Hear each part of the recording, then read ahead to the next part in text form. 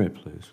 Thank you, Mr. Chairman, and congratulations to you both. I missed the intro, but I guess this is your families back here. Congratulations. I know that Senator Peters, I think he asked you, General Brunson, this question, so I want to pose it to you, General Reed. I was also on that trip to Kodal to South Korea, or to Republic of Korea and in Japan. It was illuminating. A topic that came up over and over was, as relates to our industrial base and making sure we have more shipbuilding and maintenance capacity. What role do you see that Republic of Korea and various entities could play in the Indo-Pacific in helping out in really these capacity issues that we have?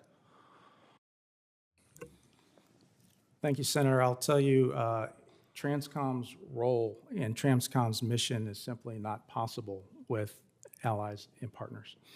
When we talk about being able to deliver to the point of need, especially for him, if he gets confirmed, he's going to be relying on Transcom to make the strategic delivery to then get to where he is and then to bridge the seams to the system that he has.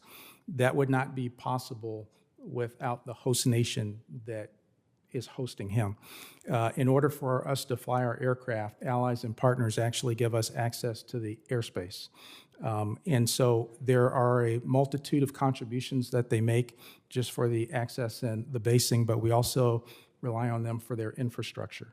And so that's an airbase, that's a seaport, that's fuel storage, and the list goes on and on and on. And so in order to get this job done, having friends and having partners to help is how we win. I also see that as being our fundamental advantage against our adversaries. We simply have more friends than they. Yeah, and General Brunson, if you want to add, I know that you answered this with Senator Peters, so I can get briefed on it later. I don't want to have you repeat yourself, but that partnership is really important, but particularly on this maintenance issue, right? And by the way, our European allies, I think, have a lot to learn about burden sharing from the Republic of Korea. The percentage of their GDP they actually spend on defense, including that new airfield that's been constructed. There's a lot that NATO allies can learn from that. But did you want to chime in on that? Yes, Senator, I did, because what I think Randy brings up, to be quite honest with you, is the transition from strategic movement to operational maneuver. Once something hits the peninsula, there's got to be an operation that takes care of that. We benefit greatly, and I mentioned earlier to Senator Peters' question, APS-4 and how that's maintained in a marvelous fashion for us. But I think that there ought to be assessments done with where can Randy get things to have confirmed, and where do we need to take that as part of the theater responsibility to provide onward movement and integration into the theater of that materiel. One last question I wanted to ask General Reed. There's been reports, and I know there's been hearings about this, been reports about Chinese cargo cranes at various ports posing an espionage risk, number one, and number two, perhaps even debilitating some of our critical infrastructure, sort of follow up on Senator Gillibrand's question. What do you know about that? What can be done about that? That's a lot. That's concerning because the CCP is continuing to try to acquire access to ports that we use. And if either one of you want to chime in on this, this seems to be kind of a big deal that there's not a lot of discussion about, and just how you see that and some of the things that we might be able to do to thwart those efforts. Senator, I'm aware of the concern.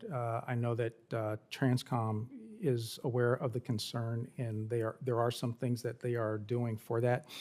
From the air component perspective, I'm not privy deep into that, but if confirmed, absolutely. That's fair. That'll be something Sure. I'm into.